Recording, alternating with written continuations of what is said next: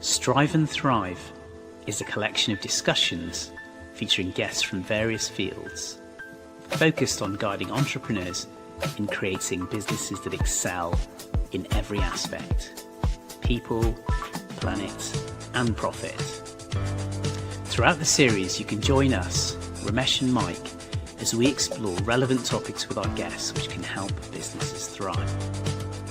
Romesh and I met while I was supporting a client transforming their business, and I needed finance director support and reached out to him and his team. Since then, we've become good friends who share a passion for business and entrepreneurship. If you like today's discussion, then you want to subscribe to our YouTube and Spotify channels.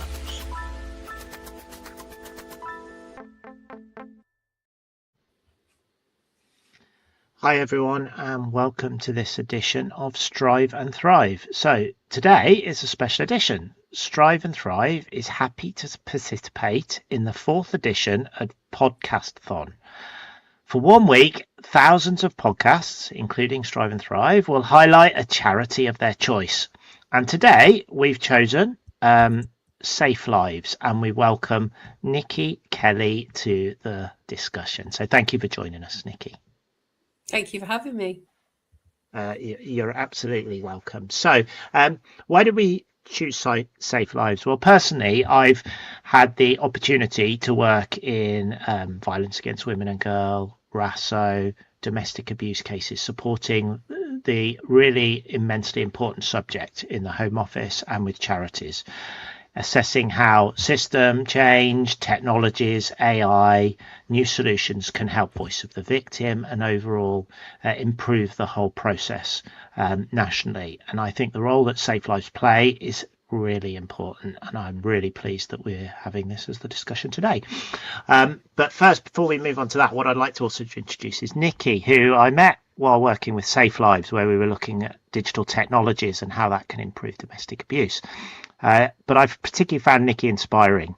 Her approach, her career has been absolutely fascinating, and we'll go through that as part of this discussion. And I thought she'd make both a fascinating guest and also with SafeLives such an important topic. So thanks for joining us, Nikki. And we'd love, if possible, for you to give us a 1 minute overview of your career, which I know has been immensely interesting. Thank you. I'm currently the head of practice at SafeLives, but my background's really been in community development, building community resilience and supporting self-advocacy and advocacy within communities, but also with individuals. Amazing. Thanks, and Nikki, what were you doing before that? Well, before before that, this has probably been 30 years of my life within the third sector, working with a range of different organisations. But I originally started kind of in the more corporate sector and sales, actually, and then decided to come across into the education sector and start to looking to apply my skills and the things that interested me in a different way. And some of that came from personal experience, I think, and I'm starting to get an understanding of the role advocacy can play when you kind of go through situations in your own life or that of your family. And you can start to see what becomes kind of a passion for you, I guess, and where you think you can add your skills and experience. Oh, that's so good. That's so good. And welcome again to the podcast. It's lovely to see you. Thank you. So I love that you've taken the skills from the early part of your career and you're using those skills and building upon them to pursue these areas that you're extremely passionate about and that have impacted you personally in the past. So that's amazing. So can you please tell us a little bit more about SafeLives, its purpose and your role within the organisation and what you're aiming to achieve?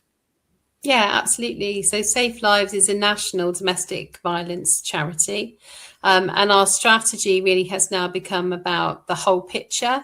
So really taking a systems view in how we work towards ending domestic abuse for everyone and really working with families. So our vision is to really have a society that can prevent harm, reduce risk and support recovery.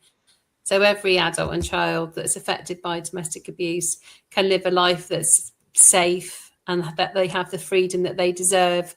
And really, I think the exciting thing about our new strategy is our kind of approach to finding what works and helping it happen.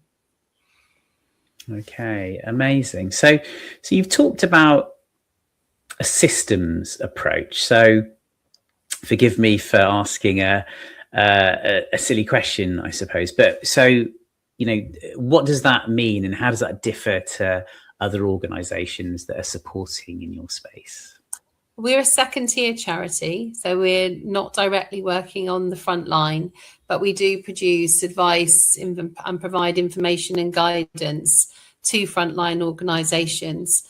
And we listen and we analyse and we innovate within that. So everything that we do is grounded in voice data and practice.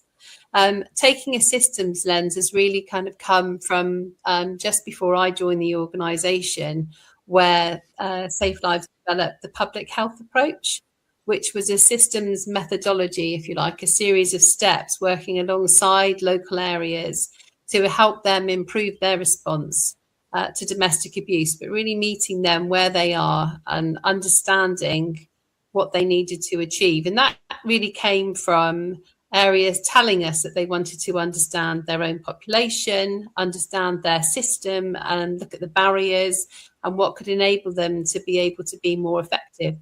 So the public health approach has now worked with over 58 local authority areas or DA partnership boards across the country, and that's what my team lead on. And that has now led into what does good look like, because it's a consistent question that, well, what does good look like in a domestic abuse system at a local level? And so now we've developed the whole picture framework, which is we're just piloting in 3 local areas, which is really focused on a more of a self-assessment process based on evidence, evidence-based practice, all the research, and what we've seen in terms of our recommendations across the 58 local authority areas that we've worked with. Okay. So it's quite exciting times. Yeah, definitely. So if I'm to break that down, the first line organisations are dealing with the victims. Yes. Yeah, kind of directly. Yeah, absolutely. Yes. Okay. And what you're doing is looking at the systems and processes which they use, and you're trying to make those more efficient and better so that the victims are supported more effectively. Is that a fair way to describe it? A little bit more of that than that. If we go and work alongside a local area doing a whole picture or the public health approach response, we would be working with them for about 6 to 9 months. So they'd have an experienced practitioner from my team that would come from the organisation that would come and do that walk with them.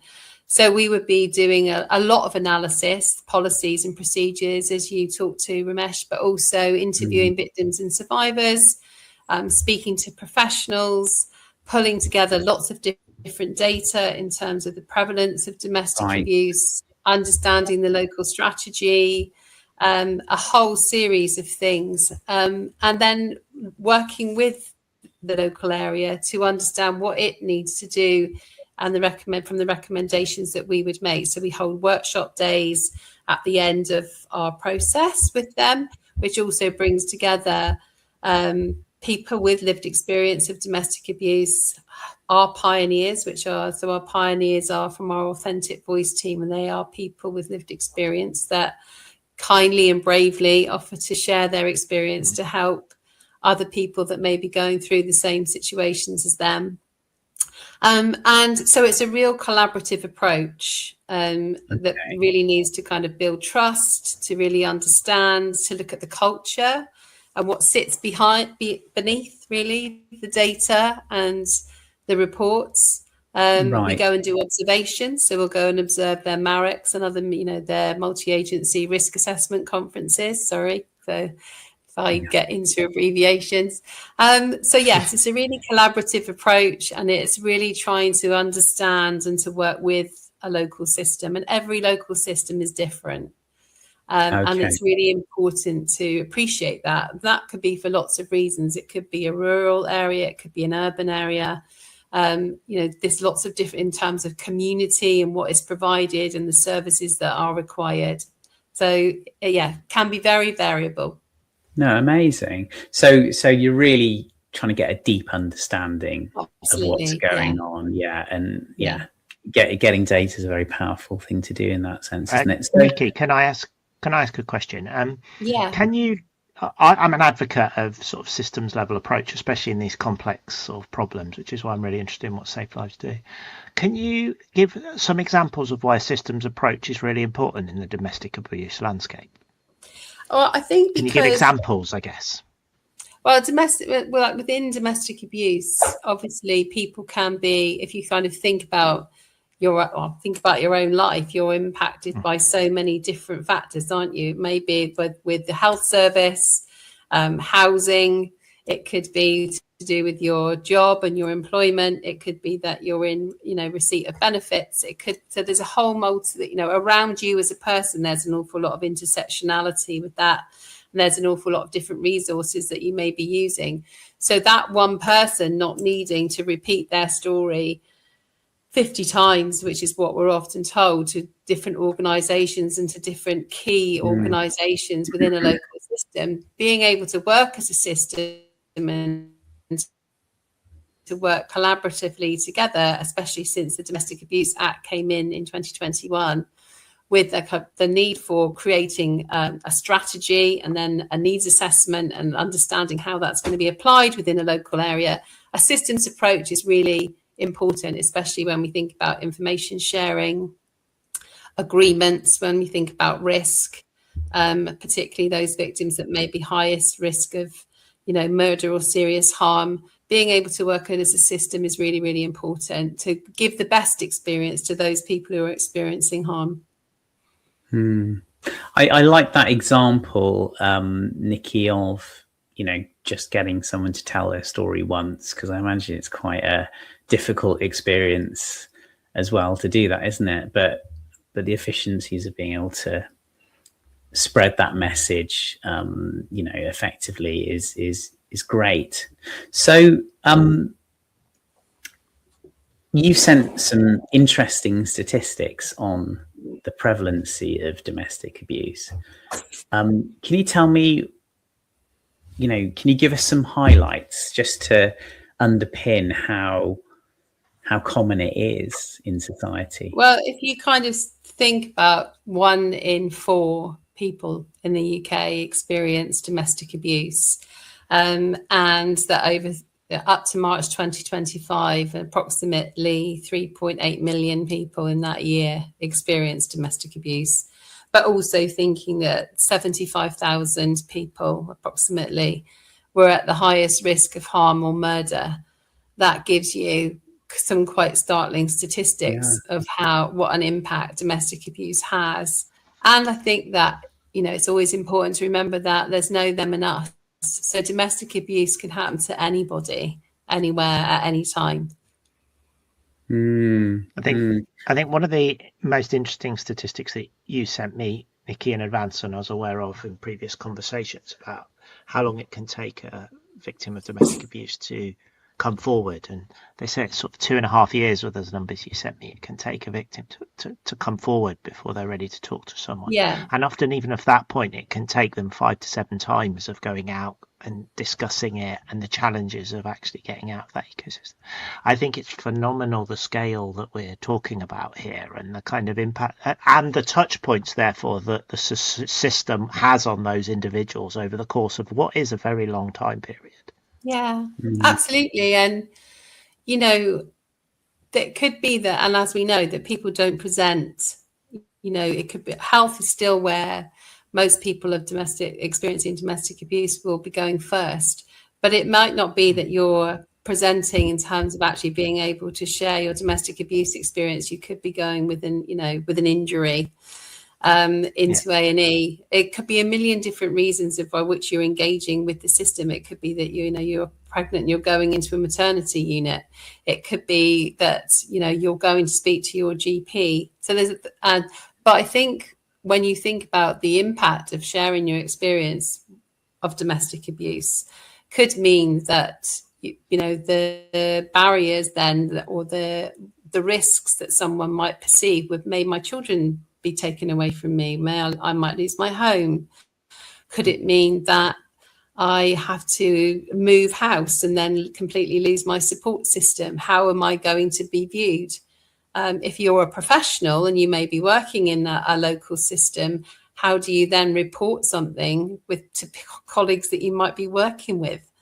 And what if your partner kind of shares a mortgage with you, or is on the deeds of a house, or shares a lease, or is, you know, with both you and benefits? There's so many complications and reasons, you know, to that, to trying to understand why people don't report abuse, but also because people don't always understand that they're in a domestic abuse situation. You know, we don't go into a relationship, for example, do we, thinking, this is domestic abuse. It starts with love, doesn't it? You know, that's the starting point, and where you may start a family, and that's not often talked about.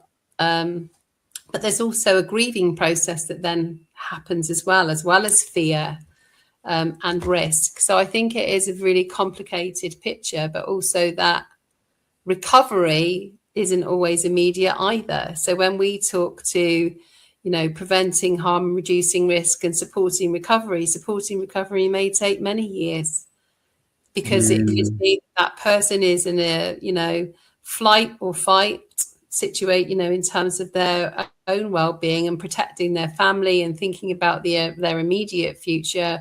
To actually recover from that may take many years, when they've actually got the time and space, if they've got the time and space, to be able to think about their own recovery. So, and also we know that older victims of domestic abuse may take even longer to report. So that may take anywhere up to 6 years to report. And that's also because perhaps of culture in which, you know, different generations have grown up in, perhaps kind of not feeling that at that point in your life. So there's a whole host of different things that play into how and where people report domestic abuse. Yeah, it's a very complex area, isn't it? And I understand there are many different forms of domestic abuse. Would you mind taking us through those? Yeah, of course. So physical, obviously in terms of physical injury, emotional abuse, financial abuse, coercive control, which we really are starting to understand an awful lot more about now, and there's an awful lot more training available. Sexual abuse, tech abuse now has become more and more prevalent with, you know, the amount of time that people spend online. Harassment and stalking, and honour-based violence. So, you know, that list, if you like, also continues to grow with the way that, I guess, more so in terms of thinking about online, and, you know, the way that tech is advancing. In fact, I heard a new article online today. So it continues to grow, but that's an example of some of the most typical types of abuse that we tend to see. Yeah, gosh, it's you've really brought home how significant this issue is. What would you say are the biggest achievements today? Wow, that's a big question. Yeah. That's a big question. I think, or maybe give us a few of the things that you feel you've areas you've been able to help. I think from a SafeLives point of view, and, you know, I wasn't here when all of this was originally set up, but the setup of the multi-agency risk assessment conferences, there are now in approximately 290 of those across the country.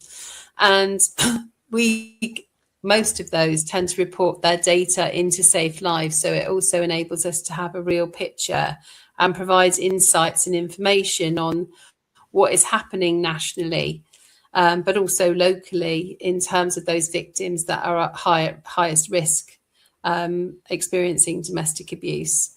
I also think the through the different stages of SafeLives from when they've piloted.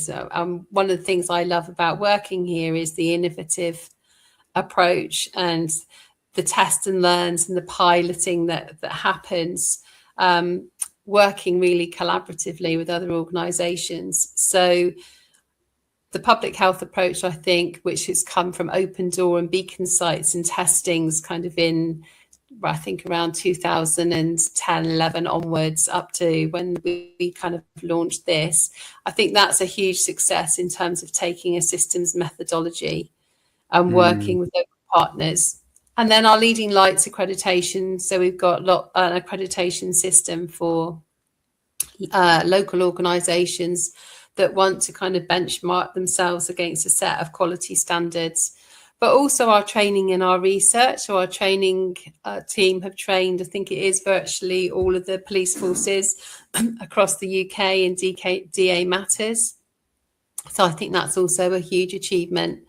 And our research team really bring that, the ethics behind the work that we do, that kind of ethical research, and being able to really produce that kind of academic side to what we do, and being able to kind of really do the deep dives. But I think at the heart of all of it is our authentic voice. So really working with those people with lived experience and creating, our pioneers. So being able to have that network of people with lived experience that really, and our change makers, which is young people who've experienced domestic abuse, that work with us really and are our guiding lights and at the heart of everything we do, and keep it real. And I think that's really, really important.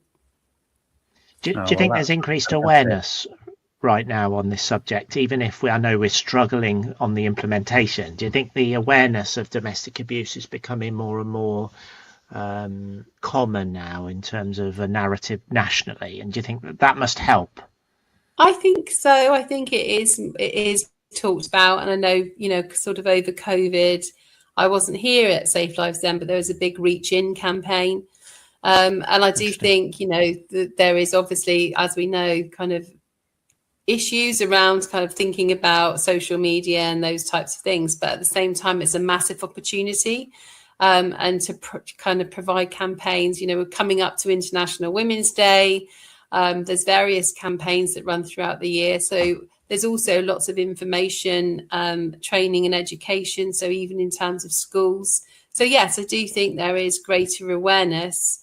And you would hope with also greater awareness becomes greater reporting, which also feeds into our understanding more of the data that we collect.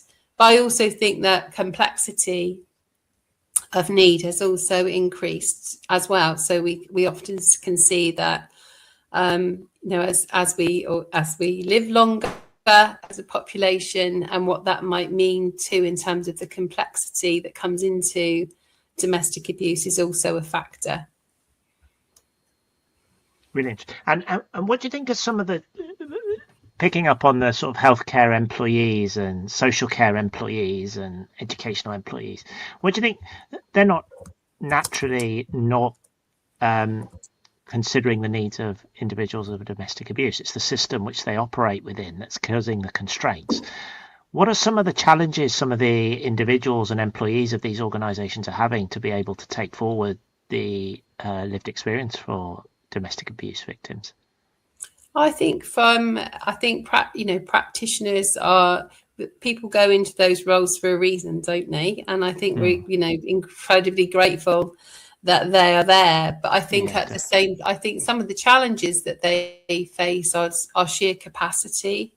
That's kind of, what we see that comes through.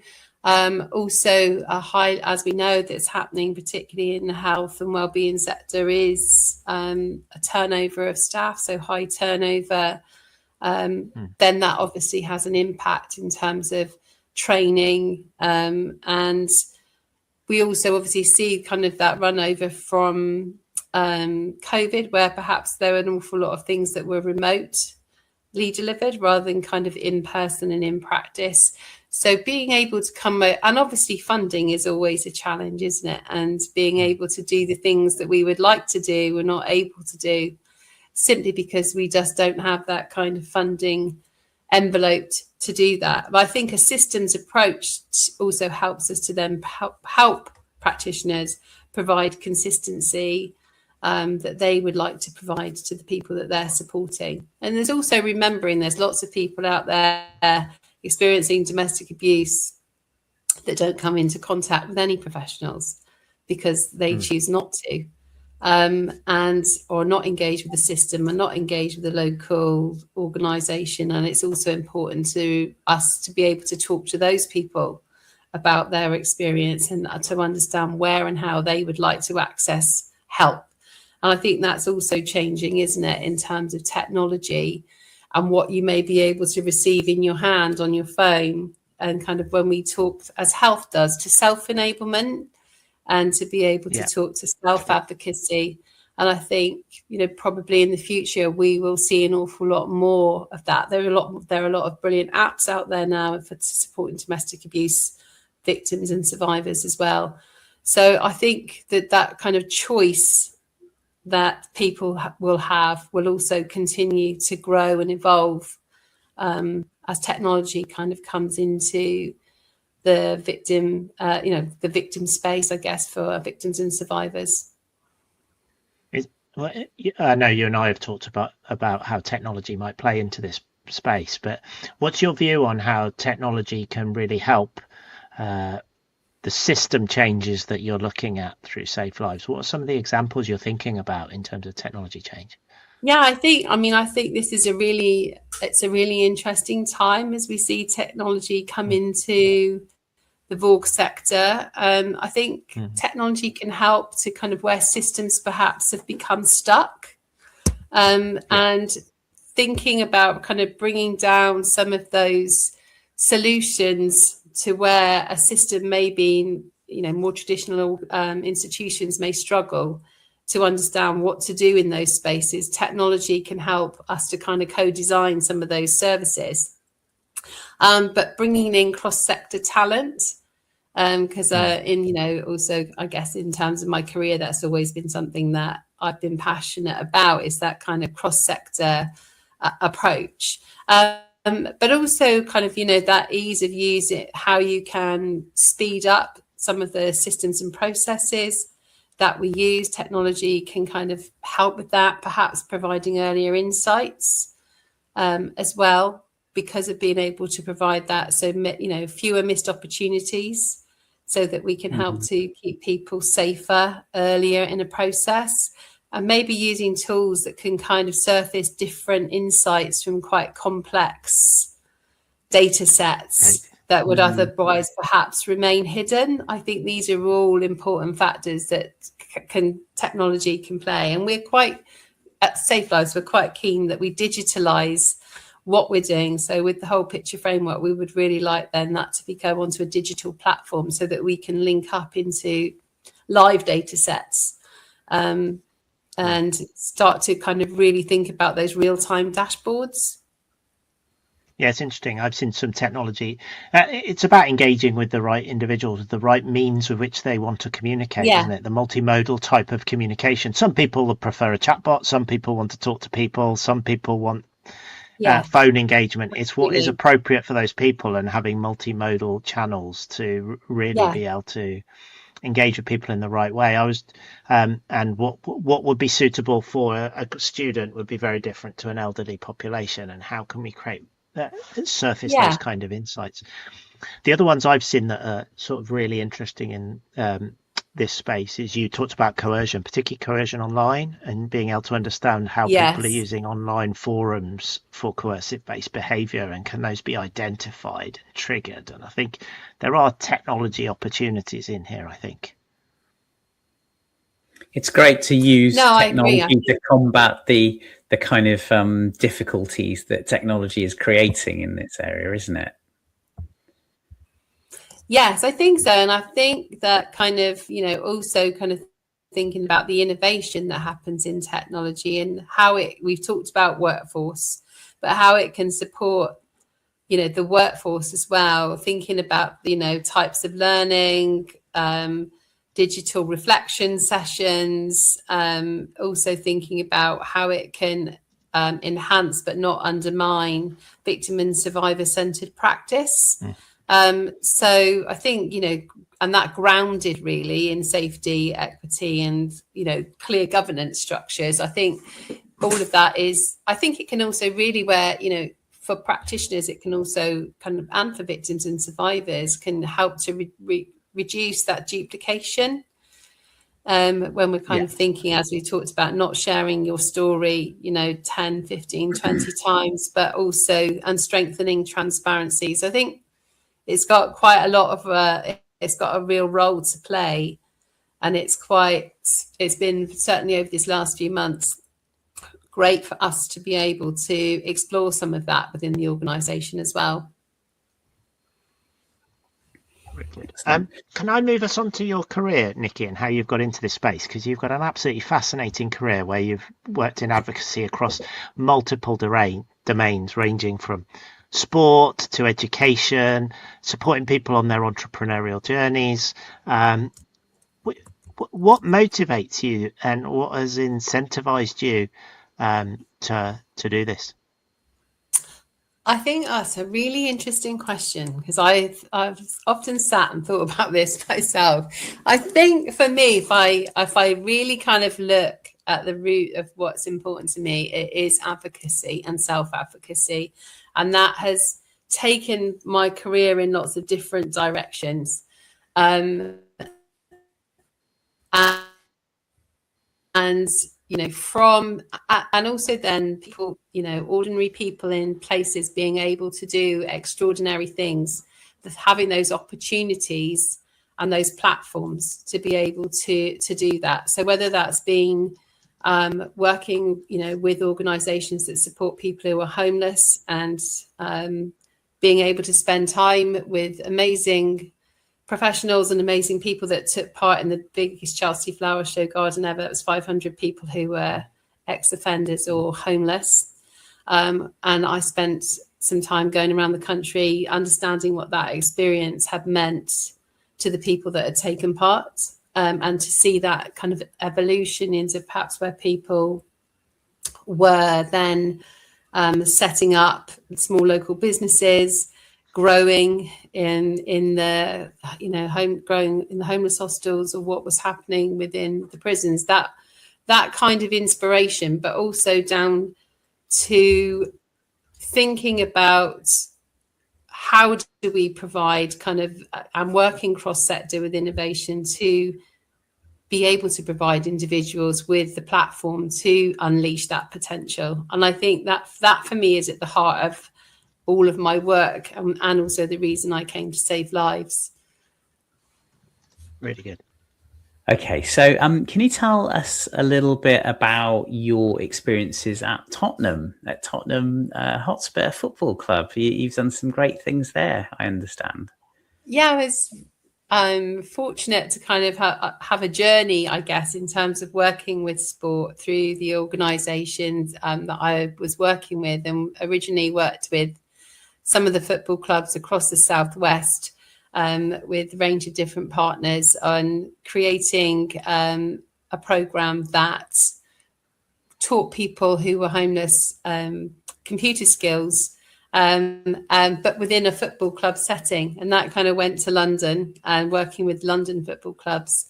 And then I ended up working at Tottenham as part of the regeneration scheme, and kind of my remit was employment and skills within the regeneration programme that was underway there with the new stadium.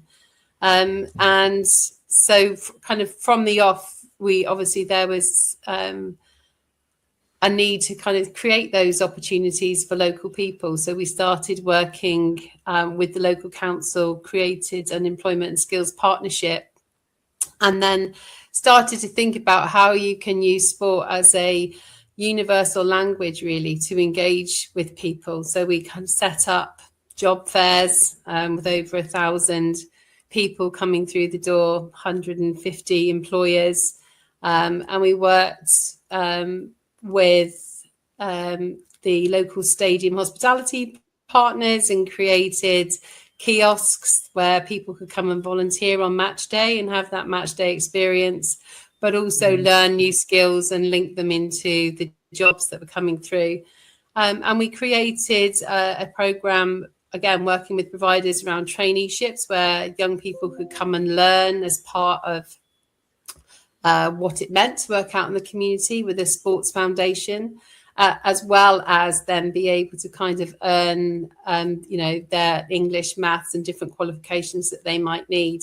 And it culminated in the development of an employment and skills hub on the blueprint of the stadium, where people could come in and they receive mentoring support, employment support, education support.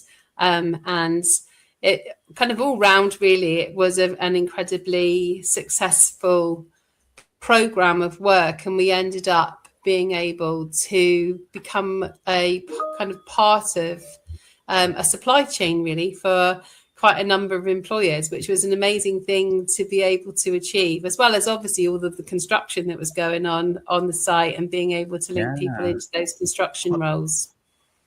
What was your learning from that? Yeah, what was your learning from that? What was your learning from that? It's such a good example, but obviously it's novel. And what was your learning, that these individuals needed to be given the opportunities to contribute to something like that? What's your insight? I think my insight from that time was really that, firstly, you kind of need to create the energy between, what is it we all want to achieve from a big regeneration project like that. And also, what is it the employers are looking for? And what is it that the young people or adults, what skills have they got, and how do we promote those skills to the employer in the best possible way? Often, we know, don't we, that there can be online systems. Sometimes those things may not be accessible for people.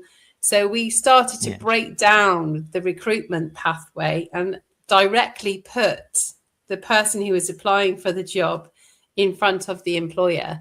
So for one particular hospitality jobs fair, I think there was about 2,136. It's quite scary that I can remember that number after all these years. Job opportunities and over 150 employers, I think. But the success of that was because you kind of had that direct contact. Okay. Can I, for me, what I think you've really achieved there is you're drawing people in to events, to educational forums that wouldn't otherwise go. You're using the power of the sport to draw them in, essentially. So you're capturing a wider audience, and that's very powerful, actually. And I guess the engagement is increased as a result, right? I think it's also. I'm so sorry. I think it's also where it is. So it's not a job centre and it's not a council building. It's opening up a football club, and also having the experience of, perhaps the club support by bringing a player along, and having and for the employer, it's kind of also, you've got great brand association. You're also coming to a wonderful place. Doesn't matter who you support. Not everyone supports the same club when they come along to an event like that. But it's about the all-round holistic experience that you're providing, and and valuing people and what they bring. And I think that that's why that model was so successful and has continued to grow and develop, and that's wonderful to see. But you also want the tracking mechanism of what difference did it actually make afterwards for that person, for that employer.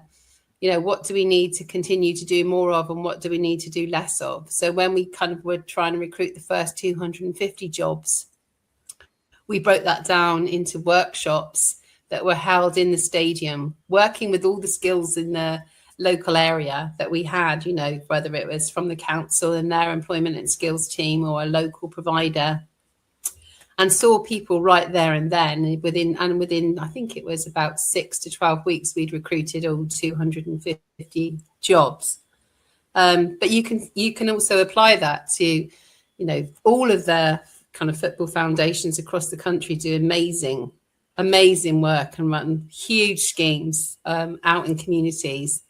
And we had a health coach that went out and did 2,000 health checks in a local supermarket and in a tracksuit. And I think it is breaking down the barriers in whatever way you can to be able to speak to people and to work with the local community. The interesting thing for me is that you're talking about breaking down the existing systems, right? The systems of recruitment, the systems of healthcare, because actually they're creating blockers for what would be appropriate recruitment. You know, traditional models of online recruitment forums would straight away limit the opportunity for those people you're trying to attract into these jobs. Which ties in with, actually, ironically, what you're talking about with SafeLives as well. That system level change is required. Break down those barriers that are in place at the moment and create that environment where different things can happen and give the experiences of those individuals, or the opportunities for those people to get access to what they deserve access to. Yeah, absolutely. And I think also you can also start to think then as a system, for example, if you know, in any big regeneration scheme, for example, okay, we know that we're going to have 5,000 construction jobs, for example.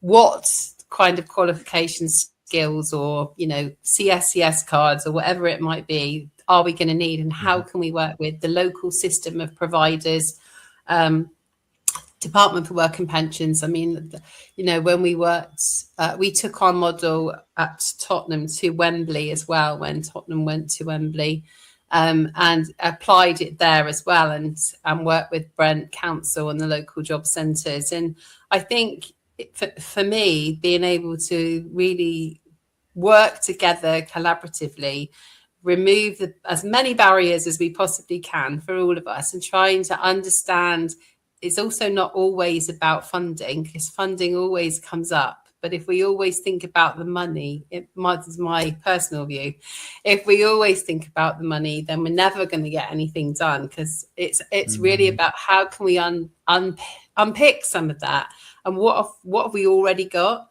You know, I think also you're kind of thinking about mentors in the very, or like, for example, in a football scenario, all the coaches that are out there working with, you know, local young people and doing incredible jobs, and the skills that they all have that go way beyond football skills. It's much, you know, they are also kind of models of in their own communities of what they've achieved. And I think employing all of that together and creating, like you said, Mike, a kind of a rounded offer that becomes experiential, you know, because we've all had examples in our own lives where you think, oh, I'd never go back and do that again, you know, or there's no way I'm going to go back into that room. So being able to kind of remove some of that, but also checking in. I mean, there's important people that I can think of throughout my career, because after my working in football, I went into creating a community-based social prescribing service. I was fortunate enough to work with a group of very innovative GPs who wanted to do it differently. Is that those check-ins with those community leaders and those local community influencers that are there day in, day out, who know their community incredibly well, who have worked tirelessly for years to achieve what they've achieved and to connect people together. And I quite often like to go for like a coffee and say, well, how do we think we're doing then? You know, are we doing this well, or are we not? You know, what do you think we need to do more of? And I always call it, when from a social prescribing lens, kind of, they're already the organic social prescribers. They existed long before we came along. And so how do we work with those people to be able to make the difference and the change that we want to make? Can I spend the last 10 minutes digging into Nikki? Because I think it's your interest and personality that's driven a lot of what you're doing. And I think it's something that I think will be interesting for our audience and for other people who want to work in this space. What is it that drives Nikki, really underpins your interest in such advocacy, I guess, for disadvantaged individuals, or in the case of domestic abuse, people who are in very, very horrible situations? How is it that what's it that motivates you, and how have you become so focused on helping and working in all these fascinating areas? I just think for me, it's a passion for making a difference. Almost making I'd like to think I'd make myself redundant almost.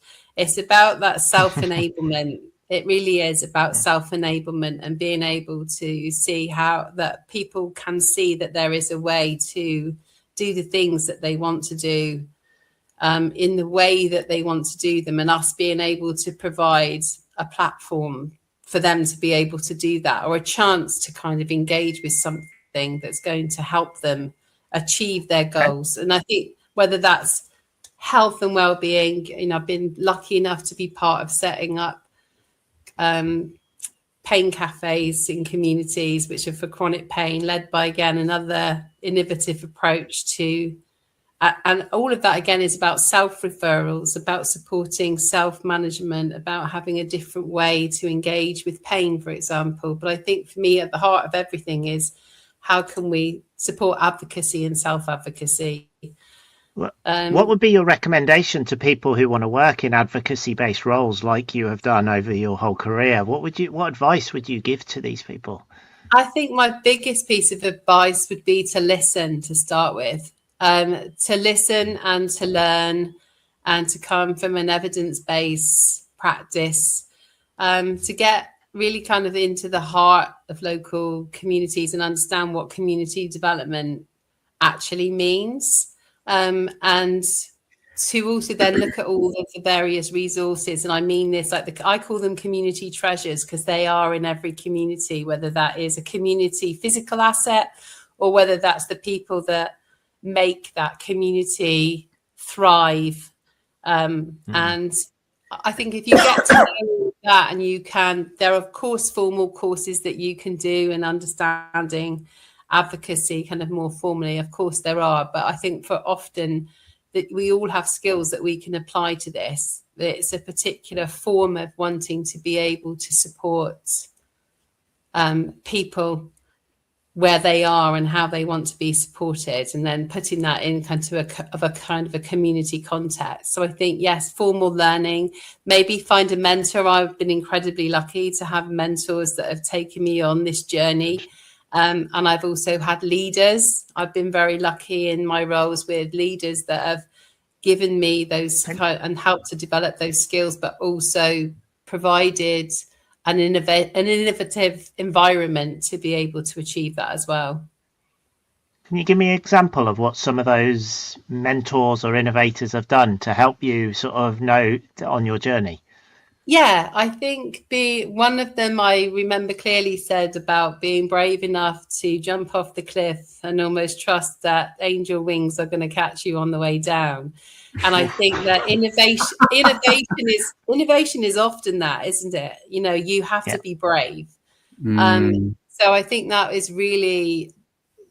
has always stuck with me. But I think often space, and also that leaders have given me, I might have the idea and I think that I know how I would like to implement it. And a leader will give you that space, trust and belief to say, just go and do it then.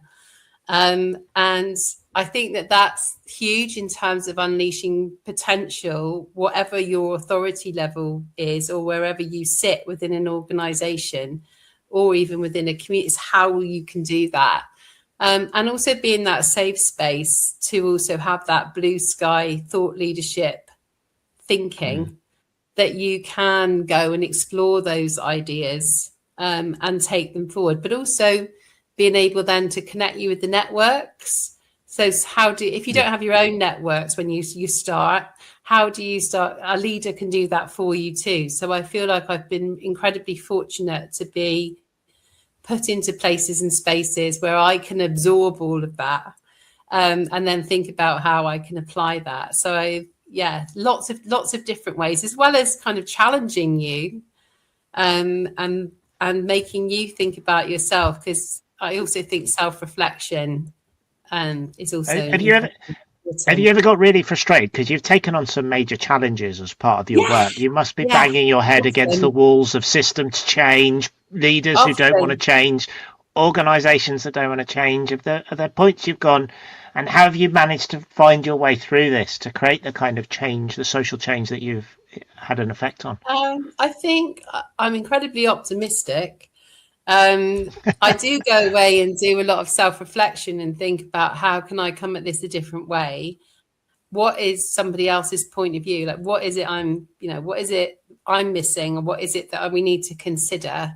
Because everyone's got a different starting point, and everyone's coming to the conversation, aren't they, in a different way, but also they may have different restrictions on their time or their capacity, or, their ability to engage for all sorts of reasons. So I think it's trying to understand what that means, but also, despite the frustration, often everyone we're working with is trying to achieve the same thing in a different way, perhaps. But how can we start to kind of, come from the same place? And I also think we start to go where the energy is as well, or energy comes to you. I always find it's quite surprising. You think, right, I'm a bit stuck, and then suddenly a door will open. You go, oh, wow. Okay, here we go again. How do you find the spark for this innovation? What sparks that creativity? You've talked about bravery, and that's such a good. You've been empowered by your mentors, haven't you? People who encouraged you to take that leap. But where do you get that spark?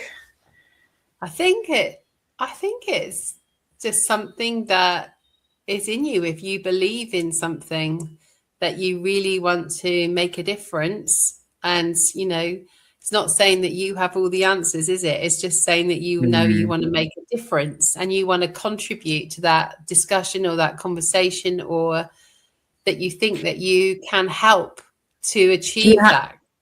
Do you have a process to kind of encourage the little, I suppose, flashes of inspiration? My sister is an amazing artist. She discovered that when she was 40. She won't like me saying she was 40. But I was never that creative. But I feel like my creativity, I can see the picture of what I think that needs to look like in my head. And so my process really is from that picture backwards, of how am I going to achieve that, and what is it? You've got the vision. I've got the vision. Yeah, my director at SafeLives says that I can like to knit clouds together, and I think I said to you, Mike, I would like that as a job title. But I guess in essence, the cloud knitter would be really good. I'd love that. But you're more of a doer, though, aren't you, Nikki? You are a doer as well. There's definitely a doer in you. I like to get stuck in and get it done, and operationalize the strategy, really. Yeah. But it's also being able to, of course, meet people like you, and to have the chances to be able to have these kinds of conversations, but also think about how you can apply some of what, the amazing knowledge and the creativity in the sectors you work in into the work that we do. So I always feel lucky that to come into the room, and I go away then, and then I'm more inspired, and I don't sleep all night, and then I'll just bug everyone tomorrow with some more ideas. So you use your network to keep your energy up, especially when you hit that blockers. It does, doesn't it? When you think how long we spend at work, I think every day, that it's lovely if you can get to a place where it doesn't feel like work, and it's actually something that you totally believe in. So certainly at SafeLives, I really do. I'm incredibly lucky to be surrounded by brilliant brains, lots of expertise, and to have the opportunities to be kind of able to innovate and develop and do this work. So I'm incredibly grateful for that. It's interesting, Romesh. I think Nikki's we've been pushing for how she does what she does and what motivates her in the advocate. It resonates a lot with what we're learning on Strive and Thrive about entrepreneurs and their journey and what motivates them. And it's almost a very similar entrepreneurial experience that Nikki's having with the work she's doing. What's your thoughts? Yeah, definitely. What I feel you're doing is you're working hard, but you're working smart. You're using tech to solve problems at scale with the systemized approach. So, when people think of charitable organizations, they think of that, the kind of, the softer skills, should we say, more so.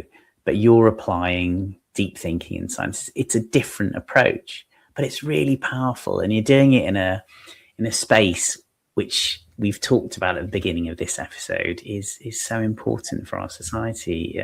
1 in 4, a quarter of our population is impacted by this issue.